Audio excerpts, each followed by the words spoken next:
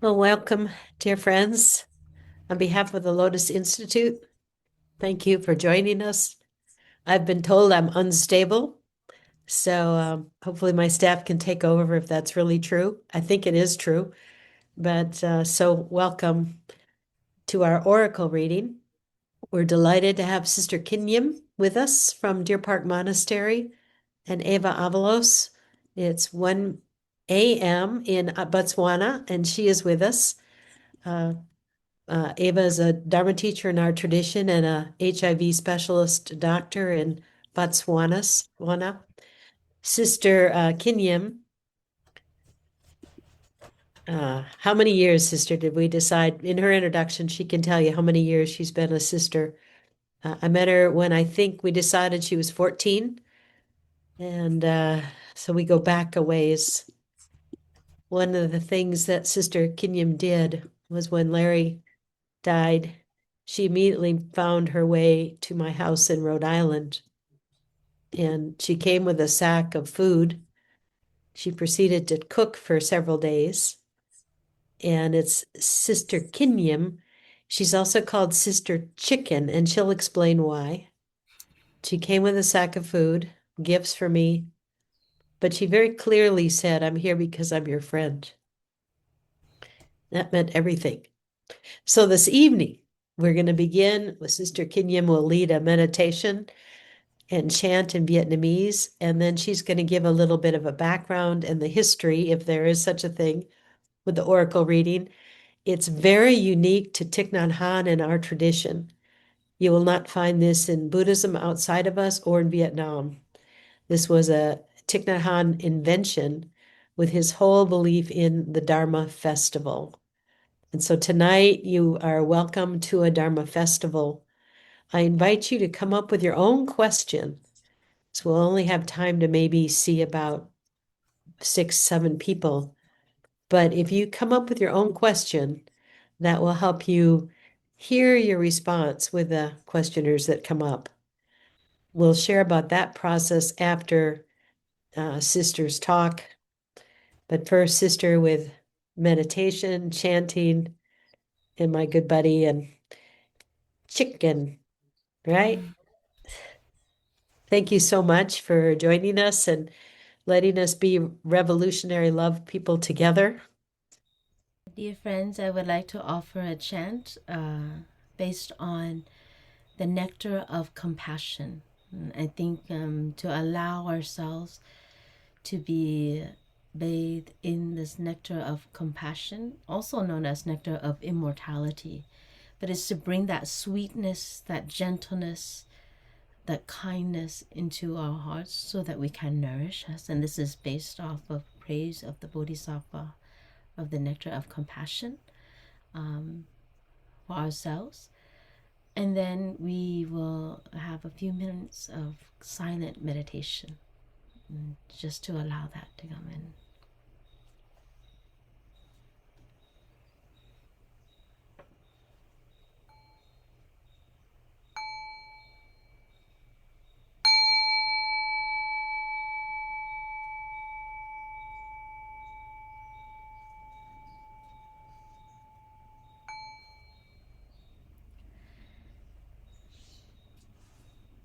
Tao Ke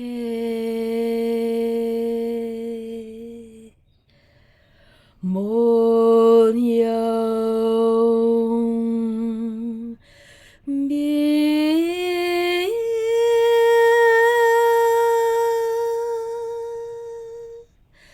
Trái mãi về phương Đông, Quan Âm Bình nương tịnh Tây Sạt Dấu Phong Trần Cành dưa rước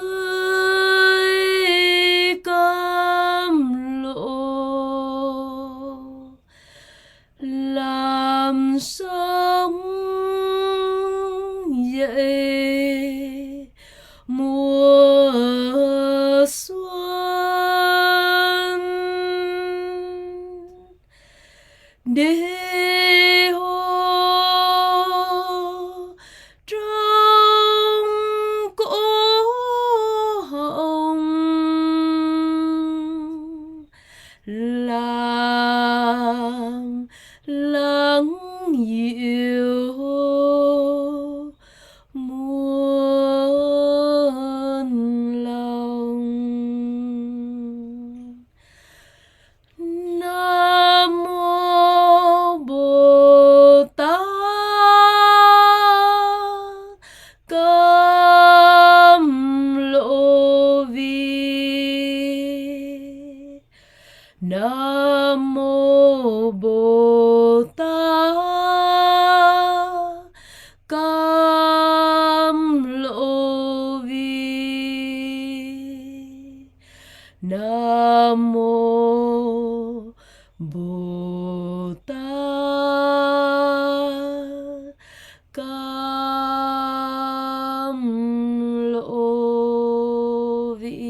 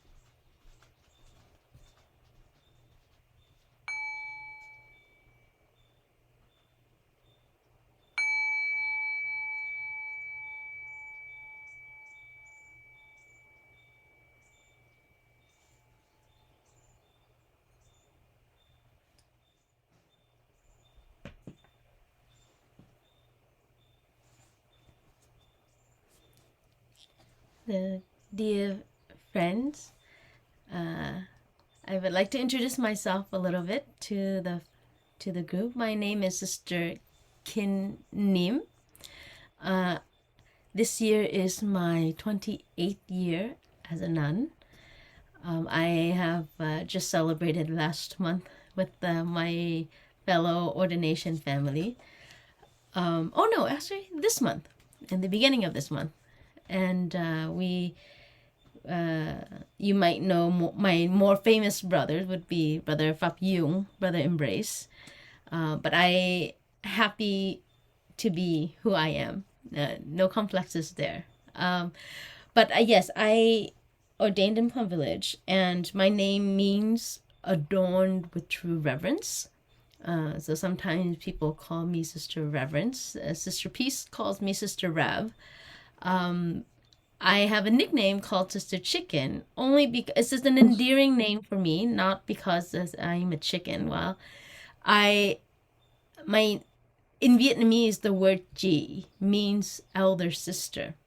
So chicken, chicken, chicken, chicken, chicken, and you say it fast enough, you drop all the accent marks, it goes, hey chicken. It means, hey elder sister kin, but it comes out as, hey chicken. And so that is my name, given to me by my lovely younger brothers and sisters, endearingly called, and the children at the monastery knows me as Sister Chicken. And so that's their way of sharing their love for me. I would like to share a little bit, just about a little history for about the Tale of Kieu. This poem was written by one. It's considered very similar to that of the Shakespeare of the Vietnamese culture, the Vietnamese people. It was written sometimes between the 1765 and 1820. And the poet Nguyen Yu, who was born in Hanoi and then passed away in Hue. It follows the story of a young woman who makes the ultimate sacrifice to save her father and her brother from going into prison. And as a young woman, she was in love. She was getting ready to marry him, but she had to sell herself to marry a middle-aged man to save her father from going into prison. And little did she know that the man that she was marrying was a pimp. And so she was sold into prostitution. She was sold into many different. So she had gone through a lot of trials and errors, have been wronged by many different people, and then tried to hurt herself in her despair. But every single time when she was in the depth of her despair and her sorrow, there was always somebody who helped her out of it. Someone to help her find her faith again. And it is I think it's a 3,254 verse poem. So 3,000 plus lines in it. And it has this ups and downs. And ultimately, in the end, it talks about coming home. And when she's reunited with her family. And this poem takes a course of 15 years of this young woman's life. And Thai, traditionally in Vietnam, we go to the temples and we pray, we ask for a fortune, almost like a fortune telling or a tarot card at the monasteries, at the temples. It's quite a tradition. But Thai said he didn't want a simple oracle reading where you would tell your fortunes or your fortunes for the year. And Thai really wanted to bring in that essence of practice and spirituality in this, and mix of culture. It's like a mini Dharma talk for every single question that we have. And so this is a festival, like Peggy shared earlier, of just the joy of being together, sharing poetry and music, and seeing the merging of art and spiritual practice, and the art of literature and poetry, and in that. And collectively, a deep reflection on every individual's part. And as Peggy shared, this is only very unique to the Plum Village tradition. It's been put together. So sometimes you would get a line from the 1,000th line in the poem, and then another line from the 3,000th line, because Thai mixes it up, like different stages of certain lives of the poet, of the poem of Kieu, to reflect ourselves. And other people have said the Tale of Kieu was just an analogy of the crisis or the things that have happened during Vietnam at that time. A story about a love story towards the government or towards the people, and the suffering and the pain that people in certain places of authority have brought upon the people. So there's many ways to interpret this, but it follows closely using the analogy of a young woman going through lots of difficulties. So I think this is one of the rare practices that we do only once a year in our monastery. After that, all of our poem books gets closed. But this is something that we would like to share. I believe this is our fourth year, my fourth year offering oracle reading online to share with all of you through the Lotus Institute. And it's been a pleasure every single time. So I hope that this night of poetry and oracle reading will be able to inspire you.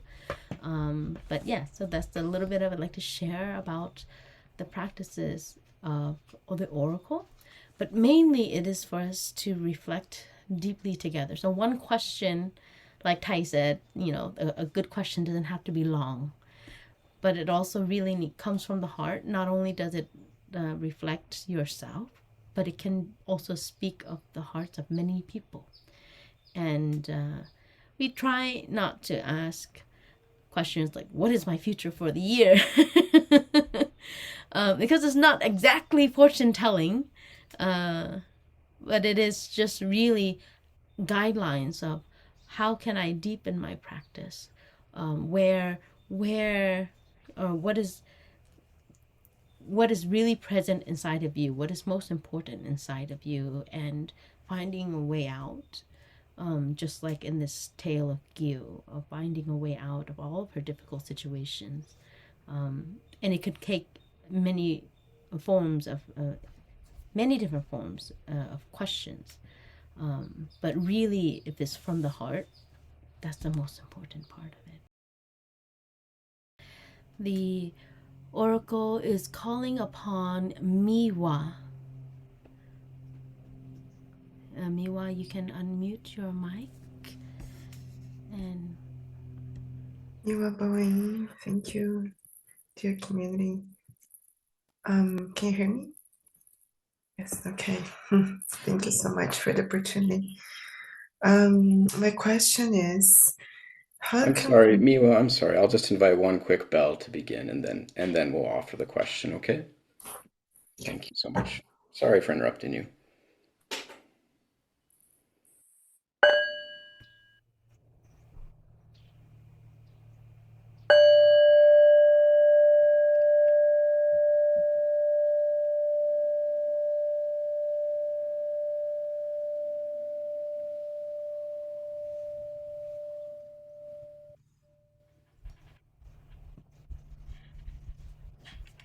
Please share. Can I go now? yes. Thank you. So my question is, how can we know about if we are in the right career that we were called for, or I think like in terms of skills and knowledge, our brain can retain and increase skills, but what I'm trying to find is like what is really we were like, how can we know that we are in the path that we were sent for? Yeah. Okay, thank you. Thank you, Miwa. The oracle has given you oracle number 53.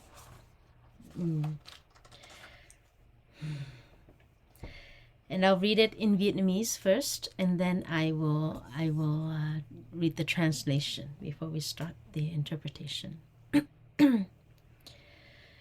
Được lời như cởi tấm lòng, đã tin điều trước, ắt nhầm việc sau. The promise opens her heart. If you trust what happened before, it will prove true again. Được lời như cởi tất lòng, tấm lòng, đã tin điều trước, ắt nhầm việc sau.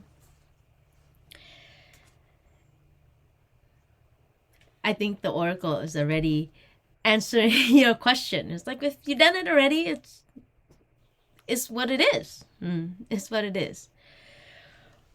The first line he says, được lời như cởi tấm lòng. It comes from a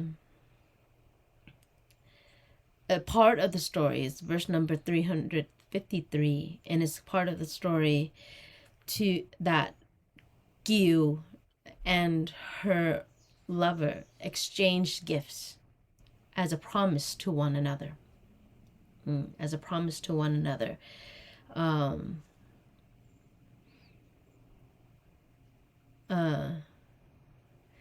And that's one of it's like these vows that we share.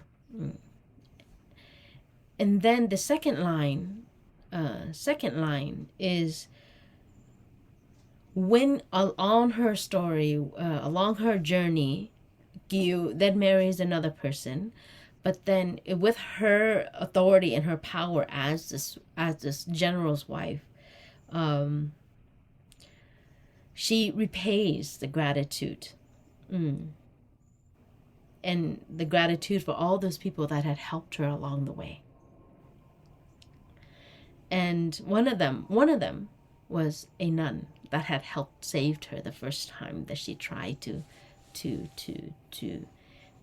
hurt herself in her despair. So the oracle is saying, when you have faith, and you work on the conditions that you have, brought you to where you are, it is not wrong. It is not wrong. And from that, you continue to work on watering the seeds of gratitude, watering the seeds of all of the conditions that have been brought up to where you are. Then you'll find that love again. You'll come back to that same space of that moment where you had exchanged your vows with, I don't want to say with your career, but it's sort of like something that you were passionate about. But one of the things that stood out for me in this is tin is trust.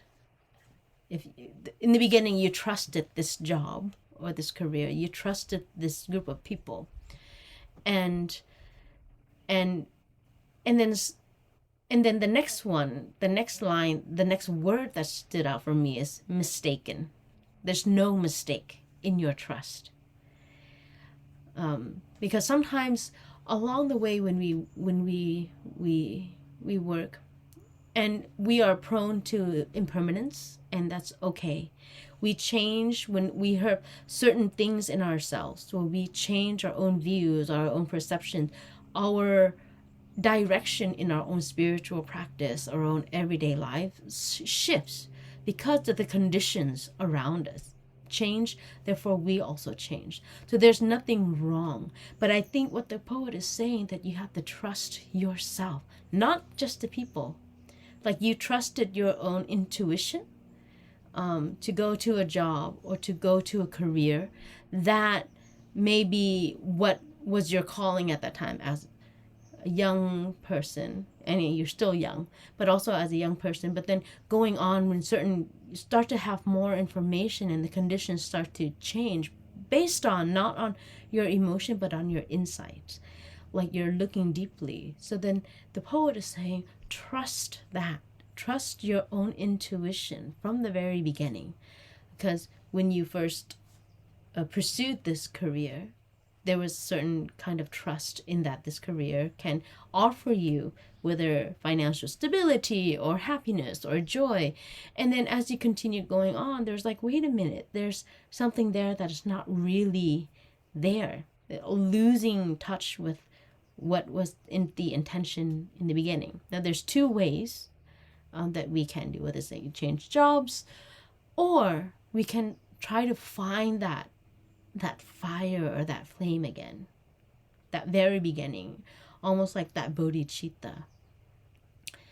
And then the line that says "được lời như cởi tấm lòng," it was translated the promise that opens her heart.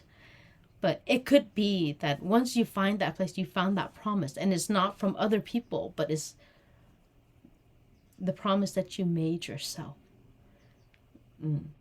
The words that you tell yourself that opens your heart. Doubting doesn't help. Did I do the right thing? Did I do the...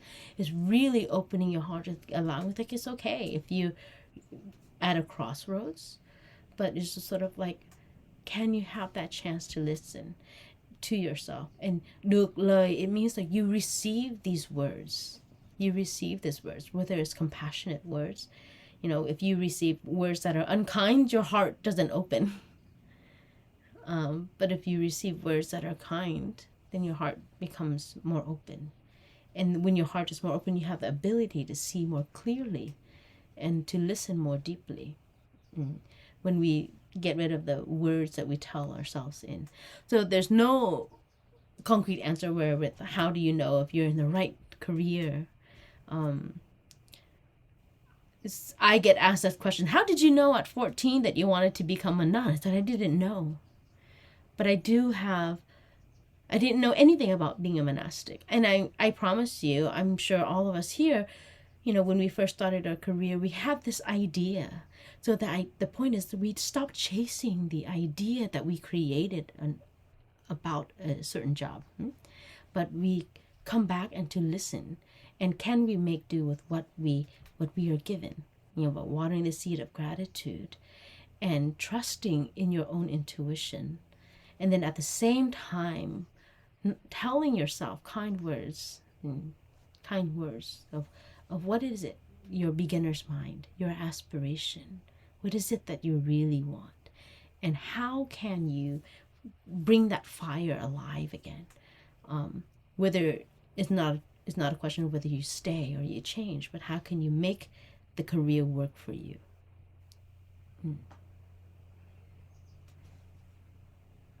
Thank you.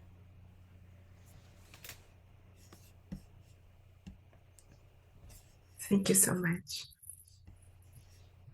Okay. We would like to invite Aulad. Sorry if I'm mispronouncing the name. Aulad.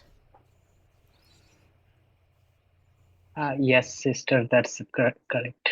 Okay, so let us listen to the sound of the bell, and we'll listen to your question.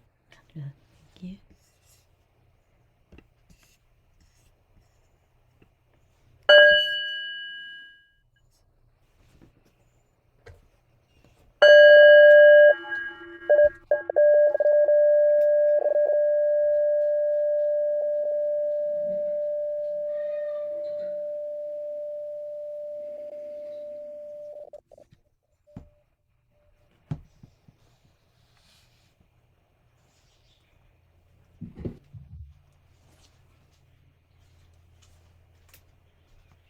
All calling name.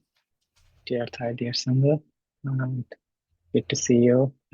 Good to see my dear friend Matt. My question to Oracle. I do have a calling, which I feel. And also I can feel the presence, strong doubt about me about the practice, about the strength of mind. Sometimes I feel that the doubt is pulling me down. So my question to her is, what can I do with this doubt?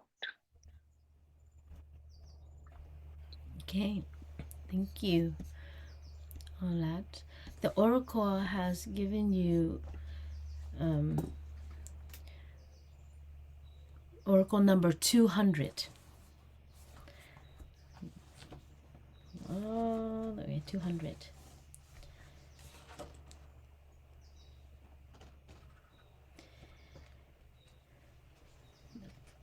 It is ai ngờ lại hợp một nhà, một thiên bút gọi là để sao. Who would dream to have this reunion under one roof? A masterpiece is left for the future.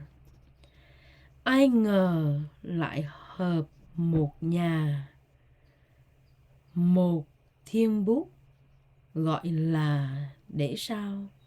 We would like to invite Ava to do the interpretation.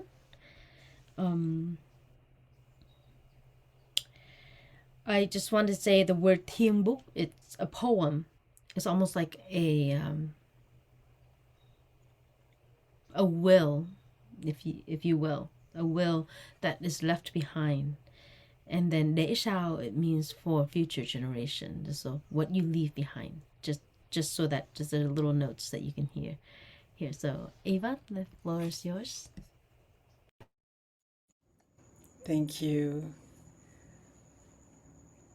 What a wonderful phrase, and so good to see you. I love that it contains the reunion under one roof, which is right now with us, and you can see Sister Kính Nghiem's roof when she's speaking to us. Like this is about right now for you. And doubt is a great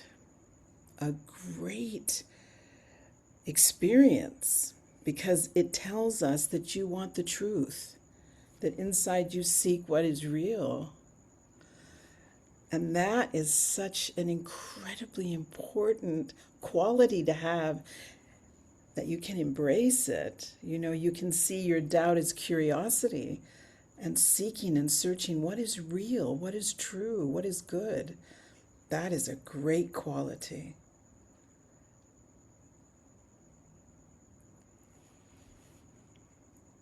And a masterpiece of the future. And here we are together. How incredible. From all over the world, we're together, also seeking that truth. Also saying, what is my heart telling me? Right? How can I listen more deeply to my heart? It's very connected to the first question as well. I bet this must be true for so many of us. How do I get that direct access to what is real, to what is true, to what is good? Right? And no path is a mistake. Every path is part of your masterpiece. So your doubt can be like a roadmap. A roadmap that requires you to listen to your heart. And that space, and we all know that space. We can immediately put our hands over our chest right now. Immediately we come to,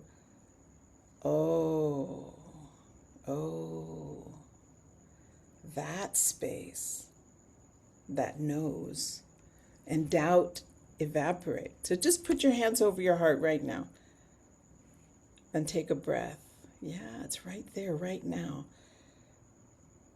That wisdom that we all connect to, that we all share. That's a space of no fear. no doubt.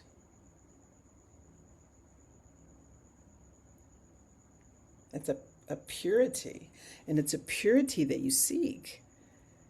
It's a beauty that you seek. How fabulous that you have that doubt that takes you forward, it keeps taking you forward. Love that part of yourself. That's the path. To say, is it right or left? Is it right or left?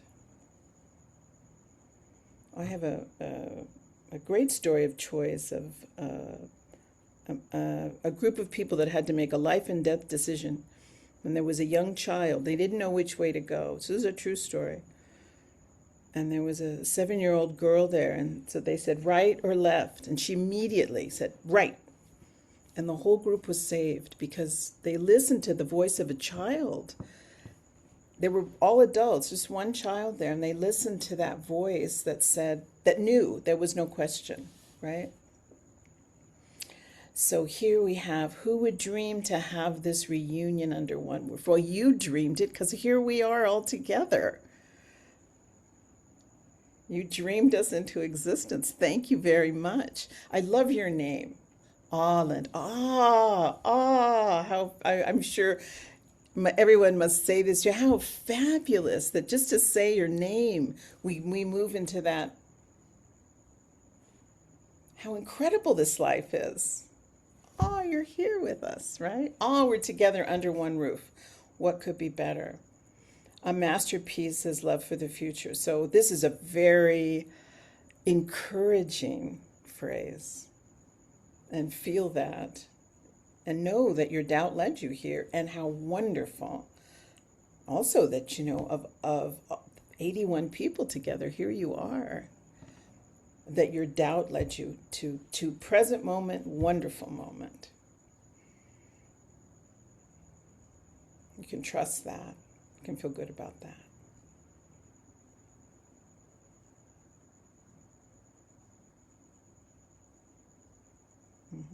So doubt leads you right to your heart. And what a beautiful path. All the best to you.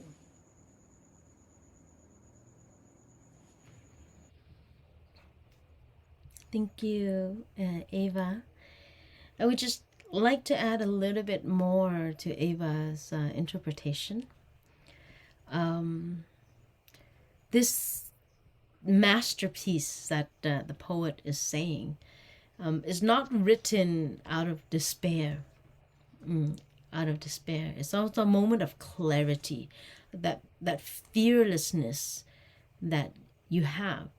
And to be able to share that, you have the struggle with doubt and with the practice. Am I doing this right? Am I doing this wrong? And how come everybody's happy and I'm not happy? Or, like comparing yourself.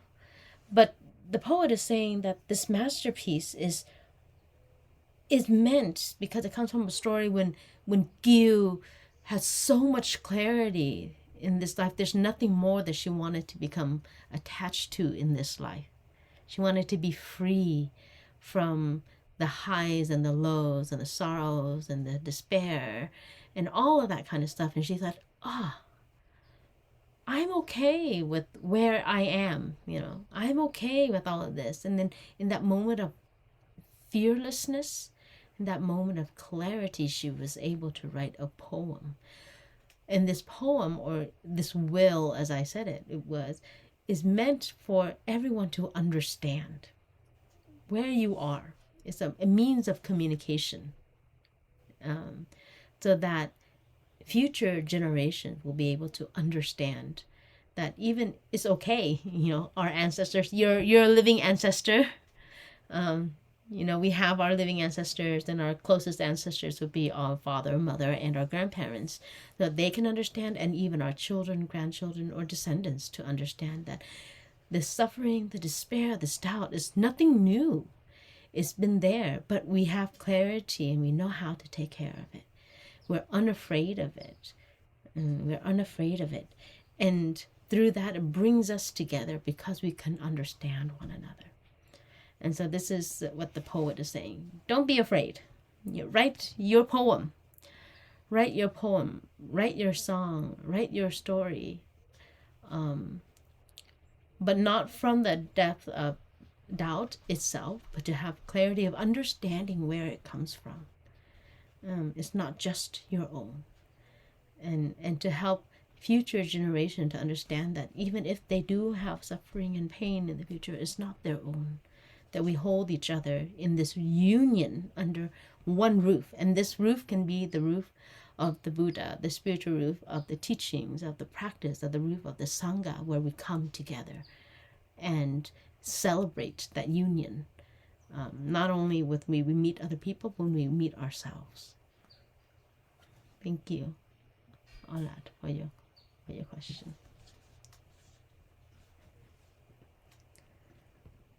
Thank you, Ava.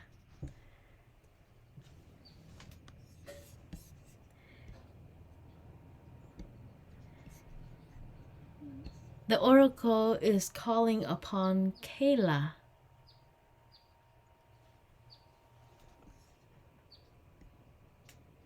Kayla? Hello, can you hear me? Yeah, wonderful. Let us listen to the sound of the bell first.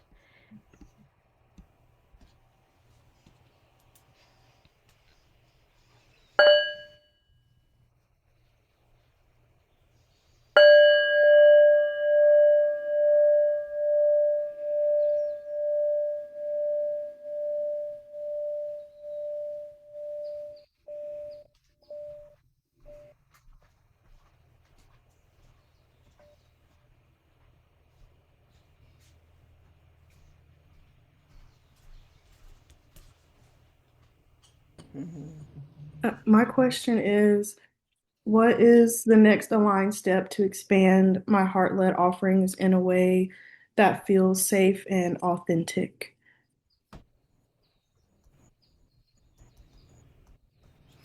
The oracle has given you number 88. 88.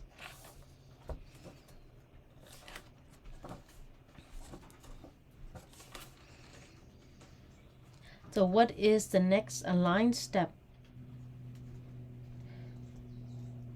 to, can you repeat the question again? Yeah. What is the next aligned step to expand my heart-led offerings in a way that feels safe and authentic?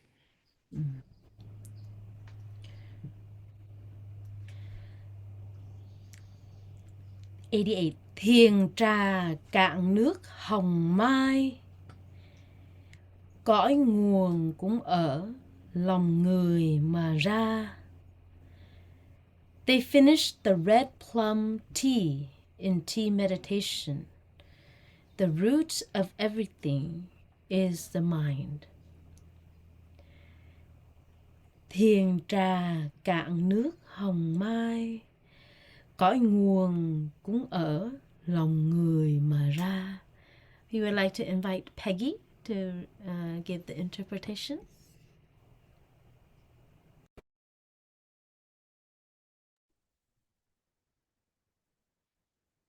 Thank you, sister. Thank you, Kayla. So what I'm hearing is you're looking at your next steps, and you're really clear that it's offering from the heart in a way that feels, so there's a feeling dimension, both safe and authentic.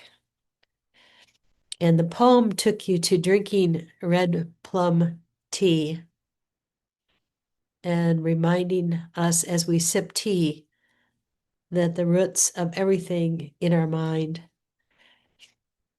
I think what jumped out at me is the color red. And red to me is about blood and ancestors. It's also about that red thread that connects us, that connects us to our ancestors, that connects us to our path that we don't ever see, but that red thread is there.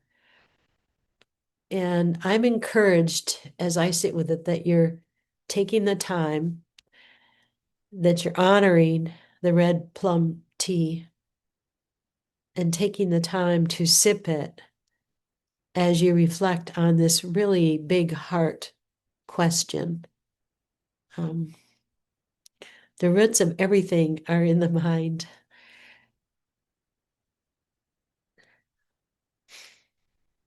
Yeah, what a reminder there that and as I sit with this, it's about the roots of any difficulties, any experiences of difficulty with safety or authenticity, because those are the roots that I'm hearing. Because the red plum tea and the red line is reminding you that you are always safe and in your authenticity. And you brought that with you tonight in our red tent as we gathered.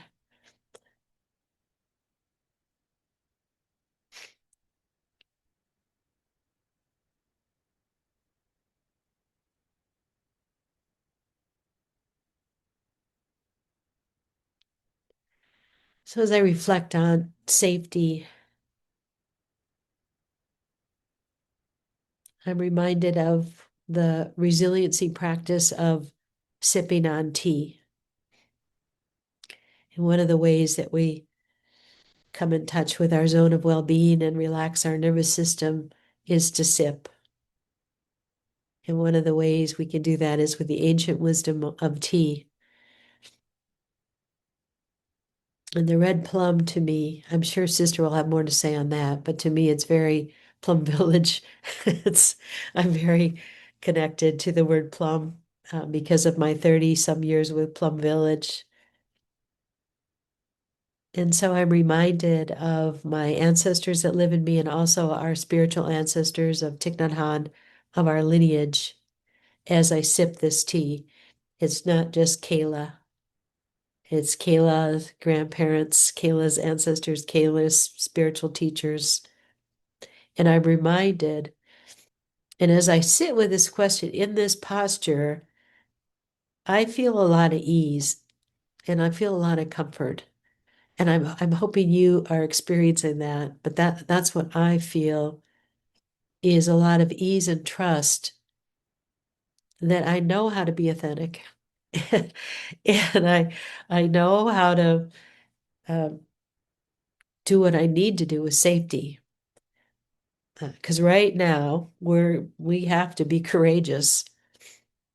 We're called on to be very, very brave. And that doesn't mean we need to be stupid, okay? But we gotta be brave and find the joy of that with safety. How can I feel comforted with my safety? And one of the ways I do that is of the comfort with my ancestors and my friends who are deeply with me. And there's a safety that I can bring in right now with Larry behind me and Thich Nhat Hanh behind me and Maitreya Buddha behind me, and the safety that is always there, and the authenticity that we know. I just read a speech from Howard Thurman that he used at he offered at the Spelman graduation. And what he encouraged the graduates to listen for is the sound of the genuine. And I believe you know that, but that's the vibration, the sound of the genuine, that is that authentic voice that's you. And that has a vibration, that has a ring to it. And it's there in you, Kayla. You know that. Ah, that tone. Ah, that vibration. It's there. So I think I'll bow out and see what Sister Chicken wants to add, because she's gonna say more. I know it. So, dear Kayla, thank you for your question. I think Peggy hit the nail on the head. Did I do it right? Yeah, well, there's no right or wrong in oracle reading, it's just we're gonna go. But the one thing that stood out for me was the word Hong Mai, which is red plum, as it's translated here, red plum wood. But Also, before Plum Village was Plum Village, it was called Lang Hong Persimmon. So you have both Lang Hong and Lang Mai, which is Plum Village and Persimmon Village. That's what we were called before. And in the first verse, it says you have both Lang Hong and Lang Mai, the original. So Thing Cha is a very much a Plum Village practice. And Gang means like you finished the tea. There's nothing left. You know, you finish the tea. And we take a long time drinking tea. You know, it almost never finishes. But our tea meditation lasts for at least an hour and a half. So then it's just like taking that time to enjoy every moment through the practice of Plum Village and being there. But also the kind of red plumwood tea is made from old wood of the plum tree. Like the older the wood, the deeper the red is. And, you know, when the tree has fallen or no longer flourishing or offering fruit, they would down the tree, but they would take the wood because it's fragrance of its own, in its own self.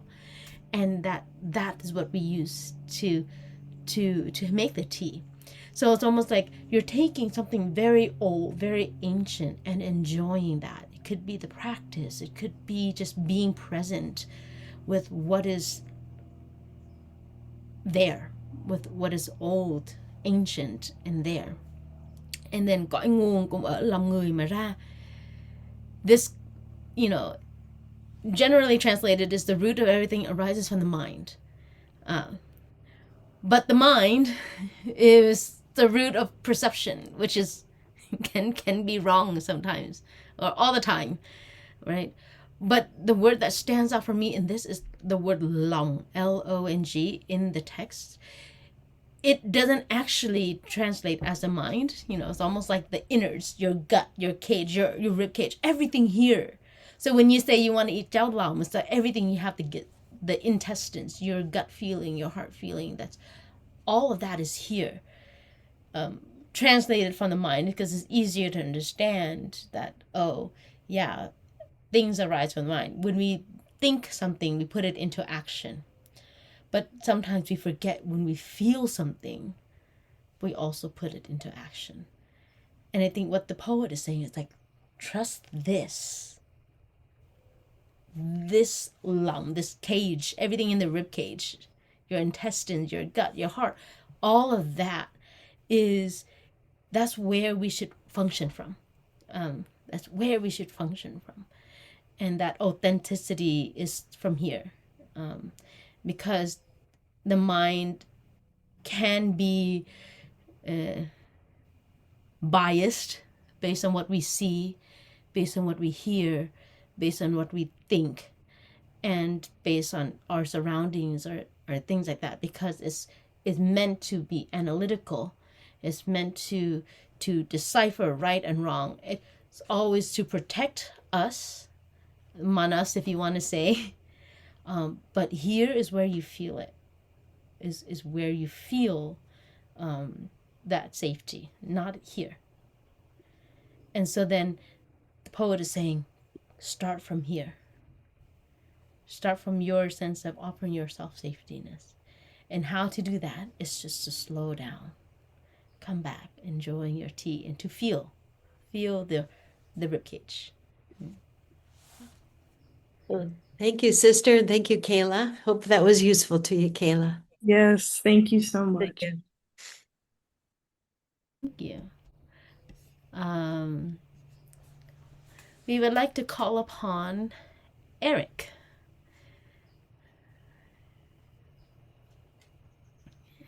Hello, Eric. Let us listen to a sound of the bell.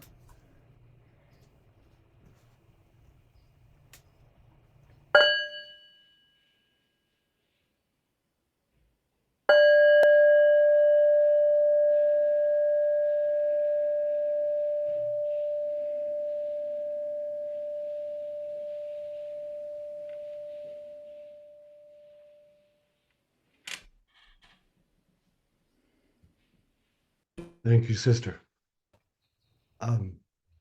My question is, I've got many paths in front of me, and my question is, what is the universe asking of me right now? What is the universe asking you? Asking of me Uh, for me to do.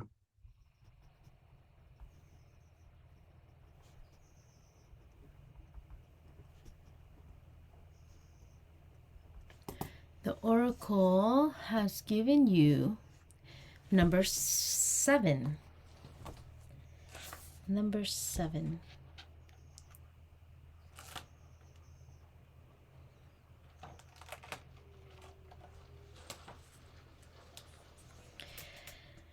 Cho hay giọt nước cành dương, túc khiên đã rửa lân lân sạch rồi. O sweet nectar from Avalokita's willow branch. All past misdeeds have been washed away.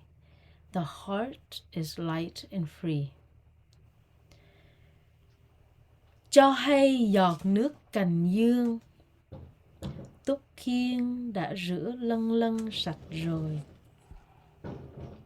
I think that's pretty clear. The universe is just telling you're done. And you don't have to worry anymore. The deeds and the things that you've done in the past, whether you've hurt somebody or whether you've hurt yourself, to saying you can start to forgive. Start to forgive of all the actions that you have done. It means to purify and to clean, to cleanse oneself, not to ignore the suffering or the pain that we have caused, not to push it aside, but to acknowledge that, yes, this had happened. It's time to reconcile. Time to reconcile is what the oracle is saying. But not in the sense of just pushing away and confronting, because the first line is cho hay giọt nước cành dương. It comes from Avalokita's Nectar of Compassion. And in Thai's poetry, or the gathas that the monks and nuns read in terms of praise of the water, it has 8 properties of the water. It sometimes is solid as ice and is warm, like boiling water, or is cold water, or it becomes snow. Water can take in many different forms. And depending on the conditions, it offers relief, whatever it is. Hot water helps, in digestion. Cold water helps with anything else. And then even taking a bath or going into the sun, all of that water is to help refresh our mind. And so that nectar of compassion helps us relieve the heat of anger, resentment, and sorrow. And to call upon that, it is to looking with understanding, without judging and criticizing, is basically practicing being like Avalokiteshvara. And so that you yourself can be a source of nectar. Not to say that you need it, but also the more you water that compassionate listening, loving speech, looking deeply to heal and to reconcile yourself with the nectar of compassion. The full verse, in the original line, 1931, it says, cho hay giọt nước cành dương, lửa lòng tưới tắt mọi đường trần duyên. That's the original 2 verses where it comes from. The second line of that, it says, the fire of the heart, is extinguished. of all these worldly attachments. So then the nectar of compassion help extinguish these worldly attachments. And these attachments are not just sensual attachment to our own ideas, attachment to our own views, or attachment to our own perception of oneself and of others. And then to use that nectar of compassion to wash that away. And then the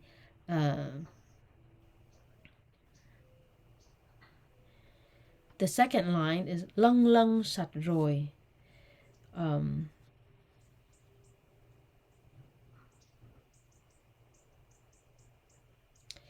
It means that in this part of the story, so Kieu, in her lifetime, Kieu meets a nun.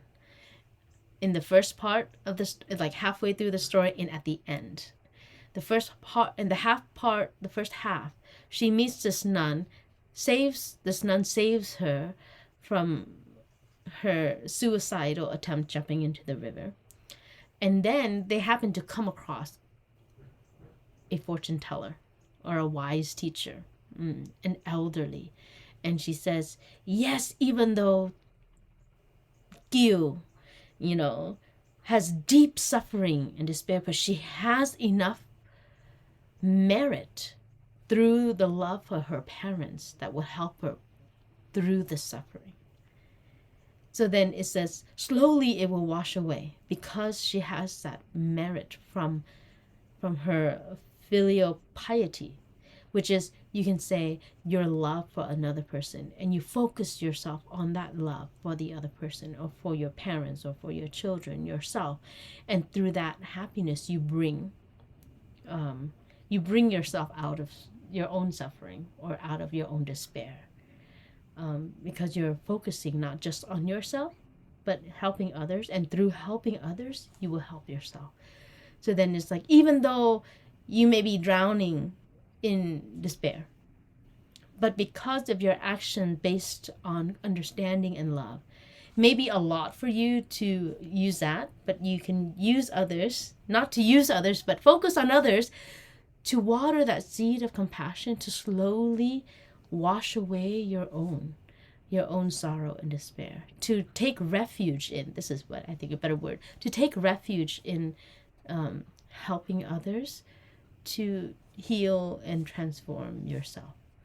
And that then comes from the nectar of compassion. Use that to take refuge in that nectar of compassion, under that the wanting to cool down the flames of hatred and anger inside of you by helping others. And then through helping others, you also help yourself. Because in my own aspiration as a monastic, I realized that the person who benefits first from any good, I don't want to say good deed, or any action that I do, any joy that I bring is myself.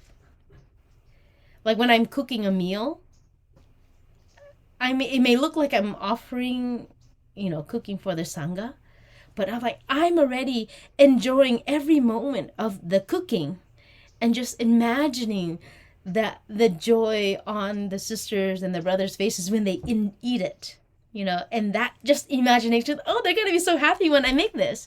And that then becomes my own happiness while I make it, because just envisioning that joy and that happiness while they receive it. So the whole process of me preparing the meal becomes my joy. So I benefit first before they can actually eat the meal, because and so then that then becomes my source of joy and happiness, my source of offering and generosity, that not only benefits, looking like it benefits others, but it also benefits me because it comes from that place of joy and happiness.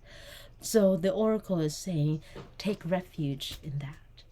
Take refuge in that sense of being there for others, and therefore slowly, don't doubt because you've hurt someone or hurt yourself, been unskillful, but by transforming the way that you change now, it heals the past. And sometimes we might have to do a little bit more add a little bit more elbow grease in healing the past, but it also, in the present moment, you're starting to heal what is easier to heal inside of you, finding that nectar of compassion inside yourself. So take refuge into that. Thank you.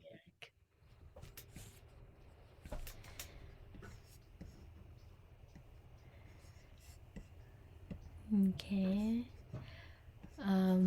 We would like to invite, we are calling upon, the Oracle is calling upon Sharon. Hello. Hello, Sharon. Hello, sister. Thank you. I'm bowing in. That's me on the picture. I'm not feeling very well, so that's why my camera's off. So. So it looks like a wonderful awya you have on. Oh, In thank the you. picture. Yes. Thank you. Happy Lunar New Year to you, too. Yes. So Sharon, we'll listen to a sound of the bell together before we hear your question.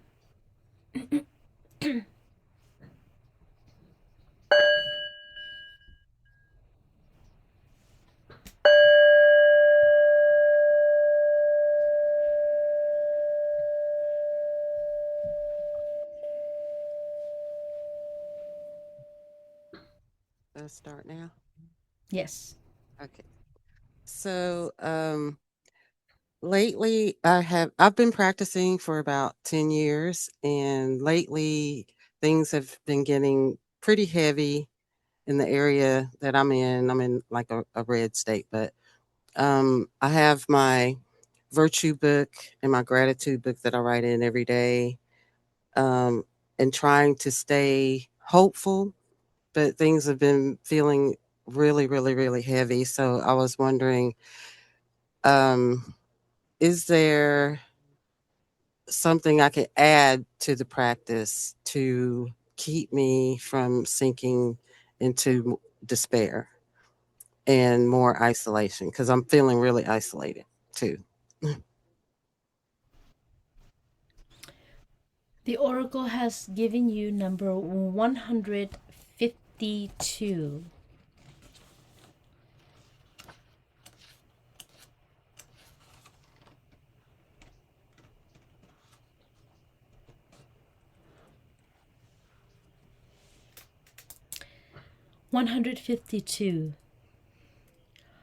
Công tư hai lẽ đều xong, cát vàng cồn nọ, bụi hồng dặm kia. Both private and public matters are settled. There is a golden dune, there the red trail of dust. Here is the golden dune, there the red trail of dust. Công tư hai lẽ đều xong, cát vàng cồn nọ, bụi hồng dặm kia. We would like to invite Ava to do the interpretation for this oracle.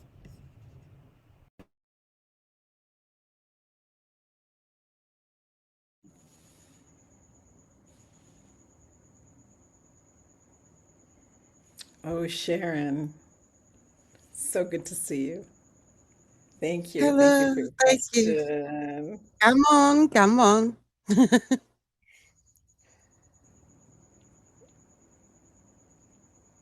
You know, as Sister has said, you know, we've been doing this now for some years. But today in preparation, I never have felt so, I can say so connected to the story, because the story of Kieu is very horrifying, really.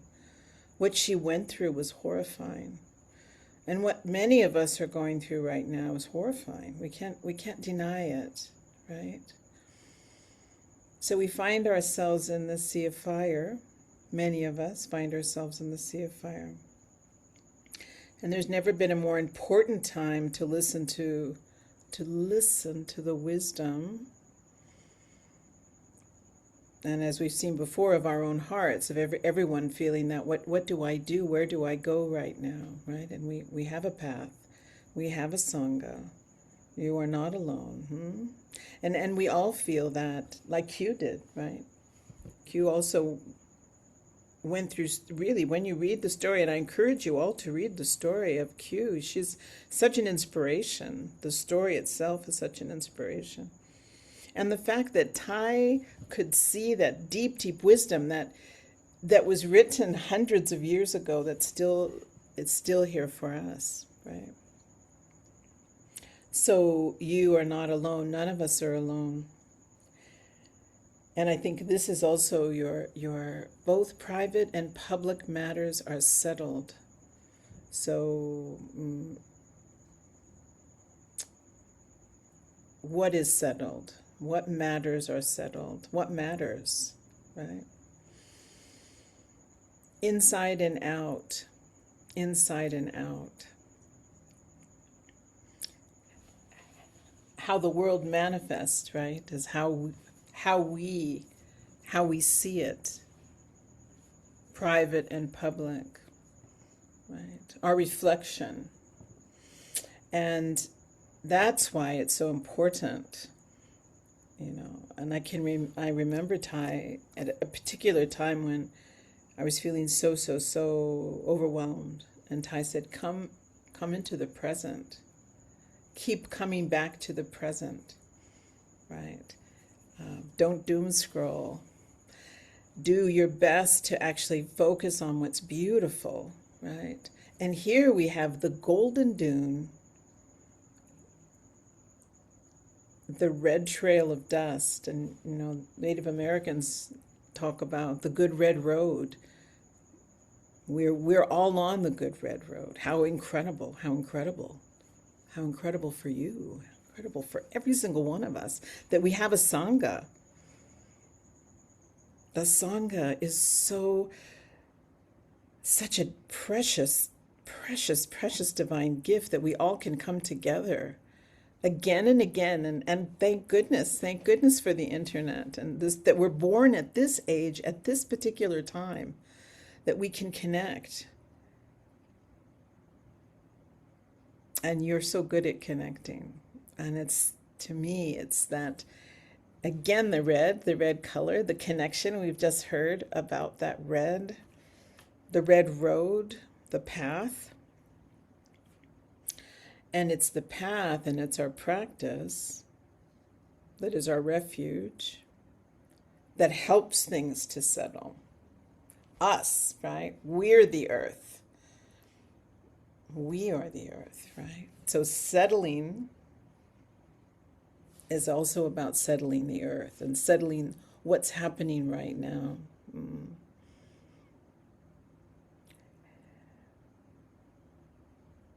And it's happening to all of us together. And, you know, sometimes I say, well, I hope the UFOs land soon. Because they're smarter than we are, clearly, right? So we don't know what's coming tomorrow. We don't. And that's the preciousness of it. I don't think there's ever been a better time to appreciate the gift of impermanence as well, because of all the possibility that impermanence gives us, right? No matter what it is. So we can think, and we can think this is what's going to happen, or this is what's happening, and then something completely different happens, right? Who would, you know, if somebody would have asked me, be political for 1 minute here, but if somebody would have asked me, who might stop all of this craziness that's going on in the United States?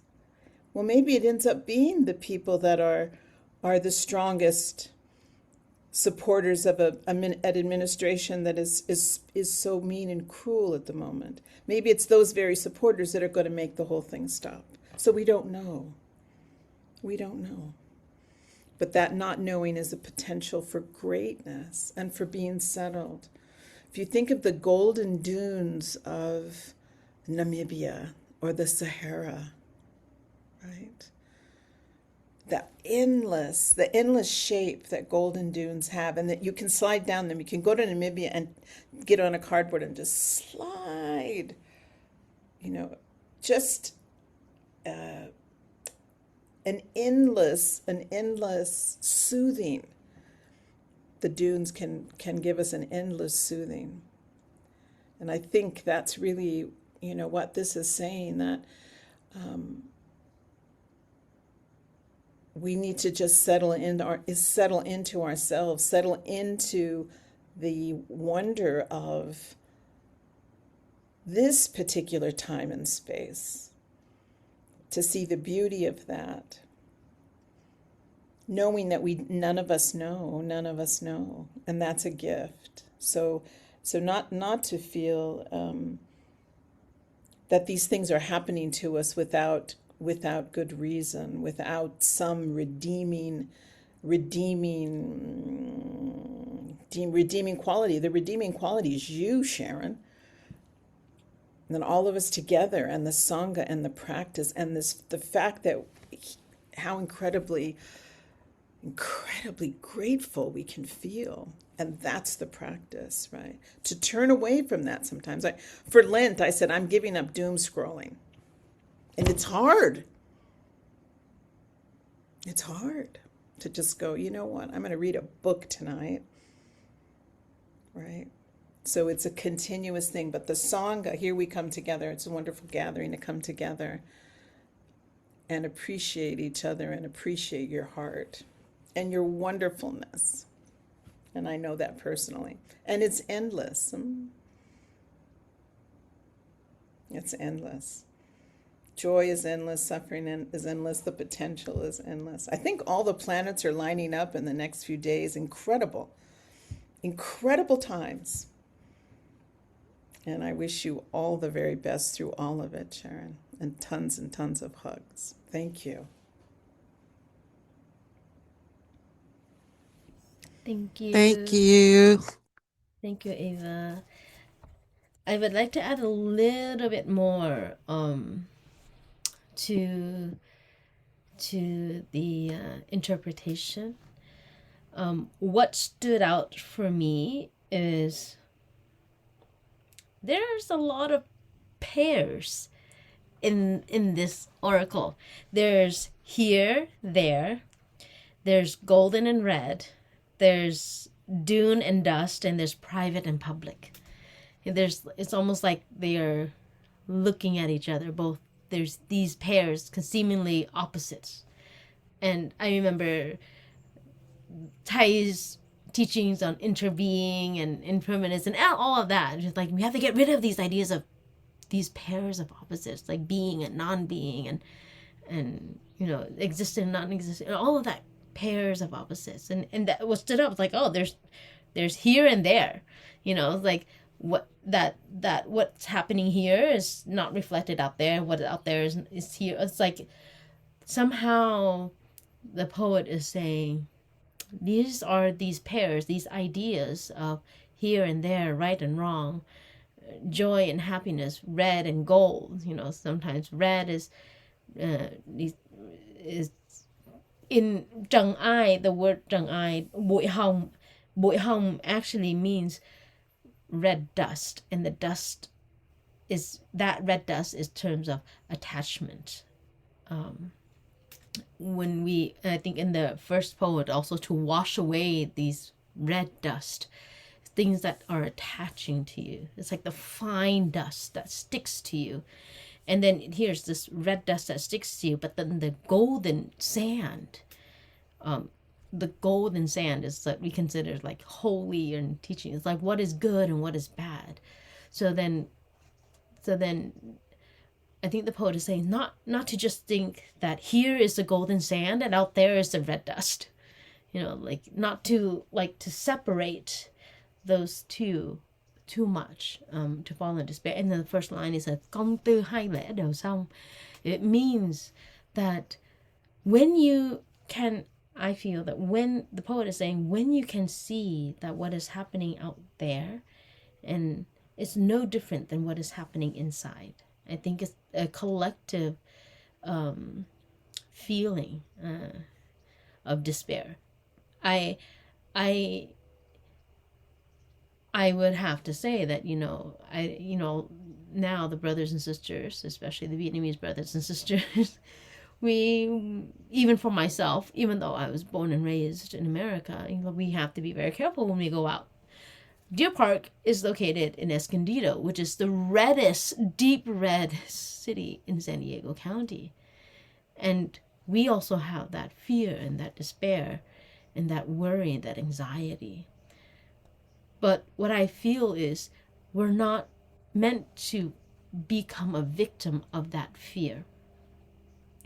That we can be that gold, coming back to that practice, that place of spirituality, that place of strength in ourselves. So this part of the story, and the second line, Cát vàng cùng nọ, bụi hồng dặm kia, comes from the part where Kieu is actually in despair. She had just been saved by trying to commit suicide, and she's in deep despair. She's saved, but she's unhappy. So the I want to say the pimp of the flower house, if you want to call it, tries to persuade her to go to the prostitution, the home. And they said, oh, there's this golden dune, there's this red path with all these flowers, trying to buy her with these ideas of what beauty is, but only to learn that Kieu is unmoved by flashy things, things or empty promises. And so the poet is saying that you are unmoved by these things on the outside of empty promises, or the beauty that is there. You'll have this, you'll have that, but you keep strong to your own practice, like your own trusting inside of yourself. Not the despair, but trusting that you are unmoved by things people tell you, things people promise you, and trust into your own well-being, into your own understanding of your path. And what is public and what is private is more, these matters are settled, meaning they're settled. After dust settles, it just sits there. Only when you start to disturb it, it just gets all muddied again. So then things, when you the poet is saying, just sort of calm, allow yourself to settle down. Sometimes just turn off the news, just to allow yourself to settle down, that anxiety to settle down, to have a little bit more clarity. Then when you have that clarity, you become unmoved. You will not be disturbed and distracted by the flashiness or the fear or the despair inside of you and around you, to have that sense in terms of supporting your practice. And so that's just a few 2 cents I wanted to offer in deeper in terms of understanding where these lines come from. It may seem it doesn't make any sense, but what is private, what is public, could be interpreted of like, oh, that's what's happening out there, I'm going to take care of myself. But the poet says both of that all needs to settle, and settle inside of you. And just like as the dust settles, you have clarity that in yourself. Unmoved is the word that I find standard. Unmoved. Kieu is unmoved by things that are flashy, things that are beautiful, the red dust, the gold dust, and all of that. She's unmoved by it because she has a sense of centeredness and groundedness in herself. Thank you, Sharon. Thank you, sister. Thank you, Ava. And thank you. I want to check with my team before we're at 7:30. There's Celeste and Matt. Sister, one more or? Yes, we can do one more. I'm okay. It's only 4:30 in my time, but I don't want to keep everybody else too long. Matt, Celeste? Yeah, I think I'm happy to continue on, but of course, if anyone needs to leave, I know we're at time now, so please, Okay. if you need to leave, please do so, and know that this event was recorded, and we'll share the recording with you in a few days, and I put some links in the chat there as well for some upcoming events we have that we'd love to have you join us at as well. But that would be what my thought would be, Peggy. Okay, well, let's go for one more at least and see where we're at, because thank you so much, Celeste and Matt, who I didn't introduce. This is a fancy tech night, so really kudos to our team, Matt and Celeste, and thank you, Ava. Sister, back to you. Okay, thank you. The oracle is calling upon Soul and Lila. I think they are on one screen together. Soul and Lila. Hi, thank you so much. My name is Lila, and I am here with my dear Kalyana Mita soul. Um, my question is, what does my body need? Lila, can we Oh, listen to the sound of the bell? And I oh, of think I'm course. still on the spotlight. Maybe if you can share the screen Yeah, and see myself. Soul and There, Lila, because your video's not on, we can't spotlight you. Would you be willing to come onto camera for your sharing, or maybe just to share your question? Totally. Yeah, I can come on for my question, but I'd prefer to stay off after that. Yes. Thanks so much. Thank you Sure, so sure. much. So we'll listen to a sound of the bell together.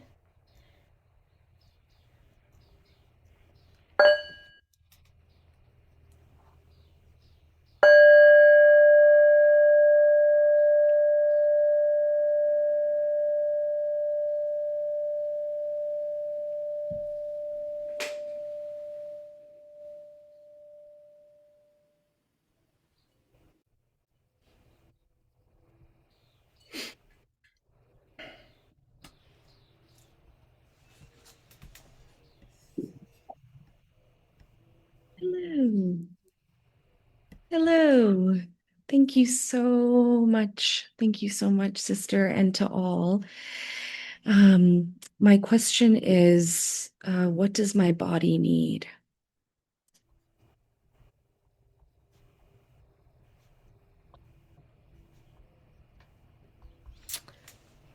The oracle has given you the number 1, the very first oracle in the book.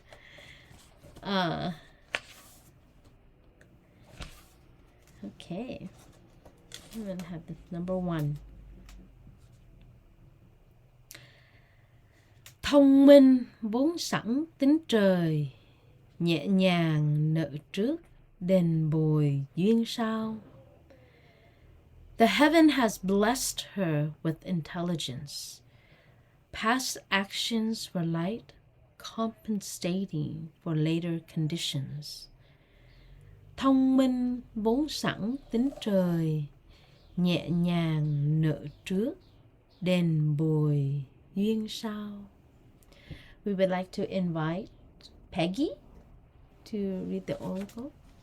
great. Could you read the second line again? The heaven has blessed her with intelligence, and then the next line in His English. past actions were light, compensating for later conditions.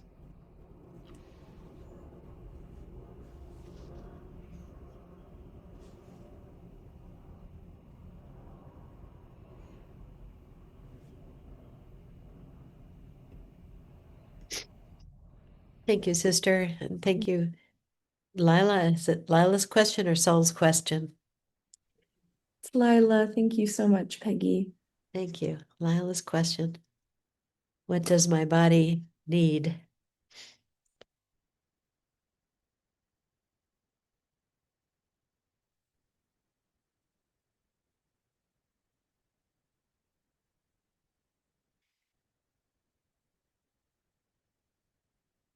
A line that really jumps out at me is past actions were light. What does my body need? The oracle understands that you have this kinesthetic intelligence and that you've had this wisdom for some time. And like many of us have had to learn it since we weren't so educated in schools on how to have the wisdom of the body. But you were blessed.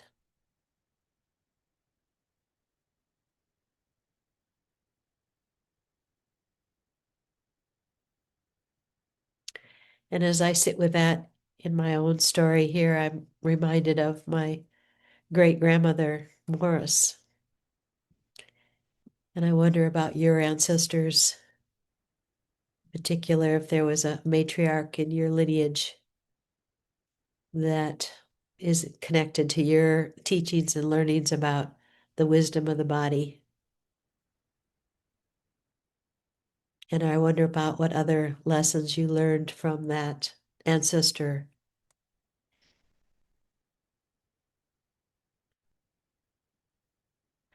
My experience of the voice of my body is that she is not very loud. She's always totally honest. The voice of my body is something I've learned to trust totally. I sometimes wish it wasn't so, but I've learned that following that voice, there has been light in my experience. I've also in my own life known when I haven't listened to the voice of my body. So I know your body will tell you what she needs. We just have to find the time to be with her body. It reminds me of the sipping the red tea and the other story earlier this evening, taking the time to really settle. I had such a day yesterday. I had done too much. And at that point, all I knew is that my body needed to rest and it was going to pull out all the stops on me. And so there was nothing I could do at that point. I think she tried to speak up earlier, but yesterday it was like, nope, you're getting on the couch with the dog, you're putting the blanket on, you're putting music on that you love.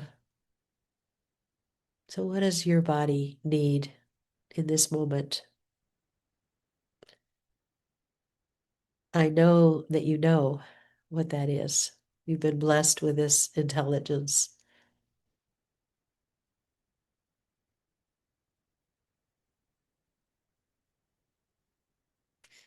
And I keep going back to that past actions were light.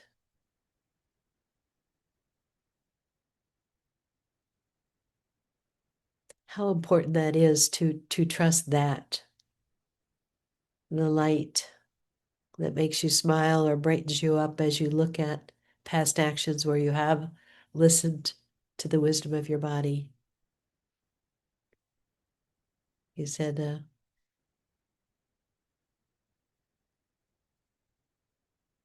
I know my body has great intelligence, and I know yours does too, and you know this.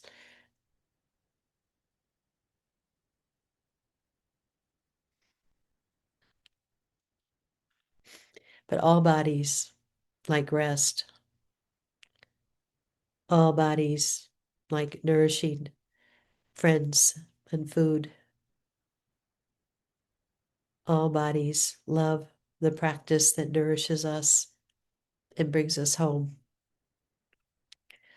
And that would be, Sister, anything you want to add from since it's number one, I think that's really auspicious that it's the first poem in the book and that this is the beginning of the adventure.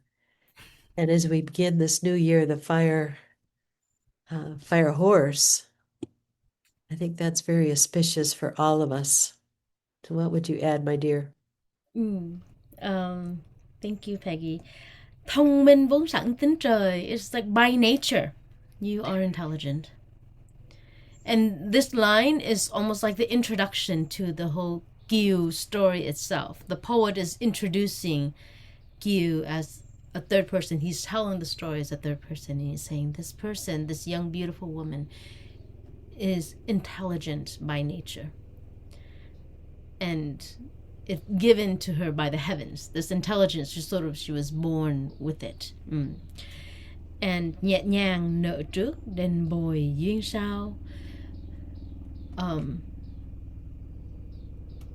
This comes from the part where, again, we've in this whole evening of the oracle, we've come to the part where we come across this fortune teller. This keep on saying that Kieu is going to be okay because of all the good deeds that she's done, all the good things that she will have the support. So we've been going back to this same era, if you want to say that what we are doing is okay. Collectively or individually, is that what we're doing is okay. Nhẹ nhàng, like the subtle, the small actions that we are doing becomes the foundation for the support and the love, and the support and love that we would need tomorrow. So it may be a small gesture now. It's not grandeur, it's not loud, but it's the small things. And then tomorrow, it could be tomorrow, it could be a 1 month tomorrow. All these actions come up to build this foundation for the love and support that you need. So the poet is saying that you have that intelligence. You have that intelligence. And sometimes when we are physically down, when we are emotionally down, we lose that clarity, that intelligence. And then we start to doubt because of our physical limitations or demands that our body needs. But the poet is saying just these little things that you're doing to taking care of yourself, that in itself is the intelligence. Do not be overwhelmed by these doubts or this suffering, physical pain, emotional pain. And you should be okay with these little actions, and because it becomes the foundation for the love and support. Because then when you take tenderness and care into these small actions, people will start to understand to become a bigger support around you, and you will understand to become a bigger support for yourself. So this intelligence is by nature, and anything less than intelligent is not by nature. And when I say less than intelligent, it is like when you are sunk in sorrow and despair. That's not what the poet is saying. You have this intelligence. You know, you are aware. And sometimes in that moment where we're a little bit physically weak, we start to replace that clarity, that intelligence with something else. So yeah, the poet is praising you have this intelligence. Do not doubt yourself. Do not hold yourself bind to whatever you're feeling physically and emotionally now, because the little that you are doing, if it's little, I don't know if I can doubt that somebody taking care of listening to our body is not a small action, it's quite huge. But this little thing that may seem little and minuscule that you're doing is the actual foundation for tomorrow, that bigger support that you have tomorrow. So don't doubt that, because that's where the intelligence comes from. Thank you, Sol and Laila. Thank you so much. What an absolute honor. I bow to you both very deeply. Thank you. Thank you, Lila. And This is Sol. Thank you so much, dear community. Thank you, Sol. And if we can bring Ava down and maybe Matt, and we'll come together and close out the evening. And I'm not saying Celeste. I did see in the message that they well, there's maybe a couple we can more. have one more, There's a but I don't want to push it. There's a couple more. You know, it's going on 2 a.m. in Africa. Right. So, Forgot about Ava. I thought she was Yeah, here with us, not I'm there. okay. I'm okay. Well, I'm okay. our next oracle would be fitting to close as we began with Sister Kính Nghiêm. So, how about we do one more? Okay, and the rest of you can go to bed if you need to. And Ava, you're okay? I'm fine. You look great. I know it's so wonderful to Nice be and this fresh energy. for How can 2 anyone o'clock in the sleep? morning. Okay, well, we'll put Sister Kenya by herself and bury Ava and I for now. And call. Wonderful. Just one more. So, the oracle is calling upon Teresa.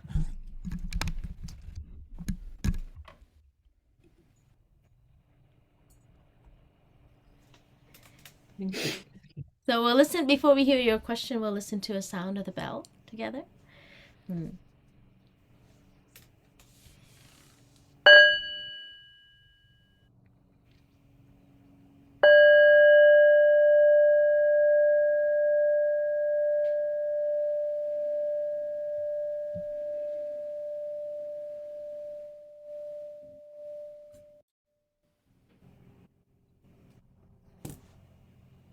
Thank you very much. My question is following loss of my husband and my health. I'm experiencing deep grief. I'd like to know how to continue to embrace living and to continue to give love to myself and to others around me. That's my question. Thank you.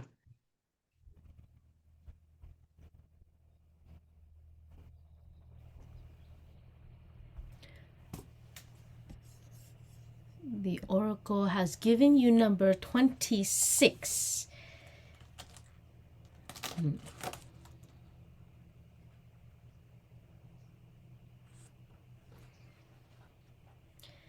Ngày xuân em hãy còn dài, mừng nào lại quá mừng này nữa chăng? Your spring days are still long. Which joy can exceed this joy? Ngày xuân em hãy còn dài, mừng nào lại quá mừng nữa chăng, mừng này nữa chăng? Wow. So this part of the poem, for the first line, spring. Spring here, it can mean season, but it also means love.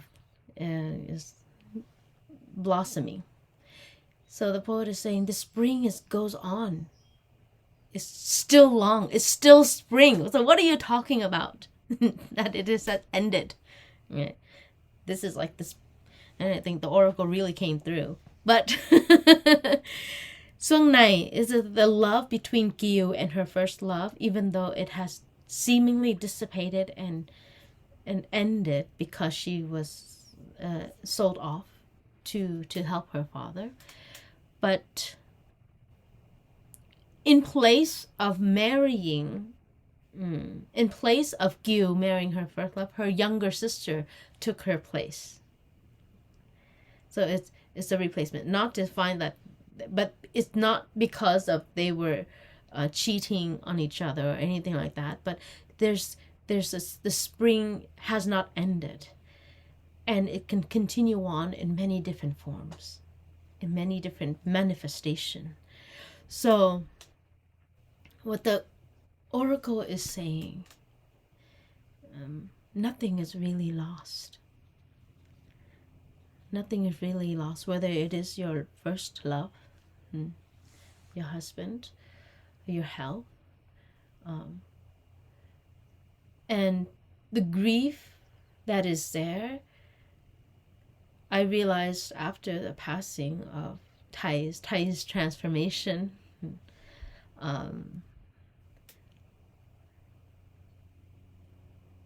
I grieved, I guess you want to say in secret,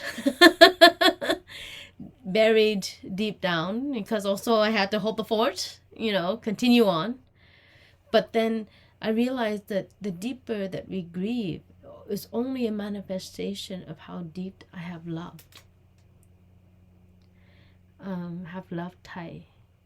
And it's okay. It's understandably there for anyone, regardless of who it is, you know, like and it's this kind of grief doesn't come from regret, like, oh, I should have, could have, would have, but it comes from like, so does my love cease to be? Does it no longer, does it no, because as humans, we naturally love. Our instincts is to be able to be compassionate, and somehow we learned along the way to not be. But so then it is in our nature to be giving, to be loving, and when we find a partner that we can both love, give, and receive, that feels so fulfilling. And when they are no longer there, we feel like, oh, does that mean that I cannot love anymore? And it is also the loss, not just of a person, but loss of our nature to love and to give, at the same time to receive. And so the poet is saying that spring is still there, love is still there. So what is this idea that it has gone? It's not gone. It can be manifested in many different ways towards yourself, you know, and being loving towards yourself, and then your children, your grandchildren, all of that is, that spring can continue to go, and it can be love directed into many different directions. And Thai has taught us, you know, a cloud never dies, to see the many different manifestations of your loved ones when they pass away. That I see Thai not in his books. Honestly, I haven't read many of his books. I have one of my you know, people think because I've been a nun for so long I've read all of his books, but I have not really read any of his books because I listen to it. And I was telling some of our lay friends yesterday that, you know, Thai is not a book. Thai's legacy is not, you know, what you hear on the YouTube video or things like that. Is what inspired you when you learned of Thai, and then how you keep that fire alive. And so what your husband gave you as someone who loved you and who you loved in return, and to keep his legacy alive, is how you continue that fire, the moment when you first met. Just to remember that joy and that happiness. And so then the next line is, what is a greater happiness than that? To be basked and embraced by love. By this love that you have generated for so long, just for your through your husband. So nothing is ever really lost. And so then in that sense, you know, your spring is still long. There's many more springs to come, many different manifestations, and that grief is validated because you've loved very deeply, very deeply. But even so, we can find love in its many different forms. And I remember Thai said, you know, when you miss your mom, when your mother is far away, you can just place your hand on your forehead, and that will be your mom's hand. Every time you were sick, your mom would come out to check to see if you have a fever, you know. And if you miss your husband, he's not outside of you. He's also inside of you, in every cell of your being. The happiness and the joy that you shared together, he's there. And if he comes down just to check to see how you are, and this hand becomes not your hand but your husband's hand, that gentleness, that tenderness, that holding together, and spring comes again. And the one thing about spring is that it comes right after a harsh winter. It comes again. And spring is impermanent. You can prolong it, however way, but it comes right after winter, when everything seems lost and dead and trees are bare. But somewhere in that, the buds come up again, more beautiful, more flowers in abundance, again and again. So something that is no longer visually present may still be there in many different forms, and unexpectedly it will manifest when you are not looking for it, because nobody actually looked for spring. It's just like, oh, the plum trees are in blooming, and oh, it's getting warmer. You start to feel it and realize it more. And so then in that, what is more joyful than that? To waking up and seeing spring. And even for yourself, your health, waking up, and I'm so grateful I still have eyes that I can see. I still have lungs that can breathe, feet that can walk. And those simple joys of our everyday life is the spring that we can come home to. It may look like it is lost, but it's just under the snow. And it'll manifest when it can. But when you're looking for it, you will miss it. You just are present, and it will reveal itself. No, thank you. Thank you so much, Teresa, for your question, and my condolences to you and your family. It's not easy, but know that you have the whole entire community here and embracing you and holding you. And we can also become your source of spring as a community, so you're not alone in that. Thank you so much. Thank you. Beautiful words. I will keep that in my heart. Thank you. Thank you, Teresa. We all are sending you love. And now we can bring down Ava, Peggy, sister, perhaps Matt. Yes. As we close, start with Ava. Anything you want to offer in closing? Oh, well, obviously, deep gratitude. It's so wonderful. I'm honored to be in such beautiful company. And like I said before, I felt this all day. I felt this closeness to Q. I felt like the oracle had really saturated me, I think, of just like how incredible all these years later, here we are. And the fact that Thai has done this and given us this great gift at this particular moment. So I'm just so grateful, and I'm so grateful to all of you. Thank you so much. Thanks so much, Ava. Sister, any final? So, dear family, I am honored to be able to share my practice through Kieu. I received, because we also do it at the monastery, and one of the brothers, or a lot of the brothers, came up to me and they're like, Sister Kính Nghiêm, you're getting really good at Kieu. I said, I've got extra practice.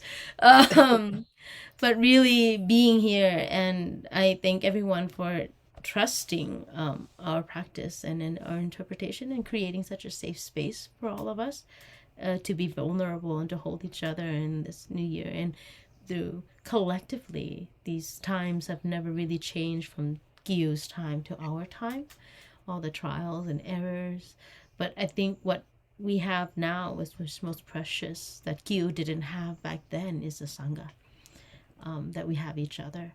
And that's what gives us the strength that this is not just for one person, it's for everyone.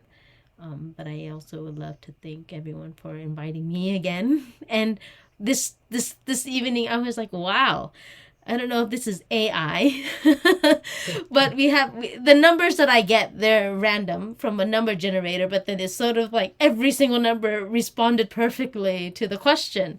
And I'm like, well, this is getting a little bit scary, but but it's just really, maybe it is the poet coming down. It's not AI. It's just really connecting with the collective energy that we are coming for and the affirmations that we receive from him. So thank you for having me again this year. Thanks. Thank you, sister. Matt?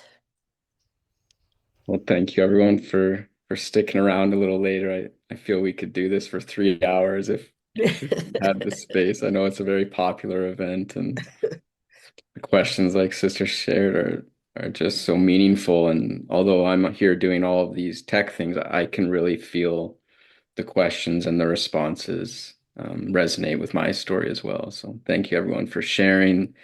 I'm going to put in the chat a link to an event we have coming up next Saturday. It's the 200th day ceremony for our dear Larry Ward, Reverend Dr. Larry Ward.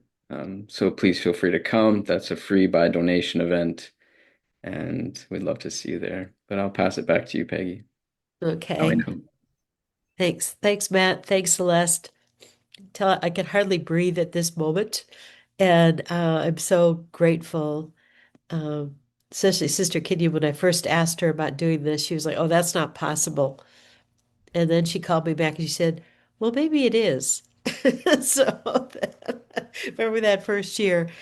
So thank you all. And ditto on the safe space and asking brave questions and supporting each other.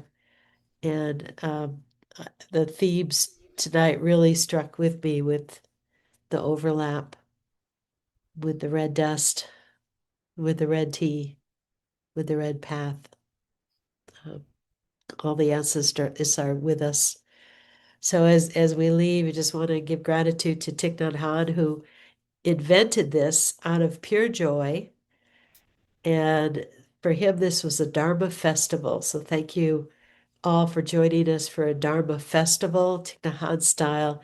Sister Kính Nghiêm for saying yes to something out of the ordinary and extending all goodness from our practice in all directions, right, left, above, below, cross. May the merit of our practice benefit all beings and bring peace, joy, liberation, and freedom. And so it is this new year. Amen. Hallelujah. Thank you all. Take good care of yourself and each other.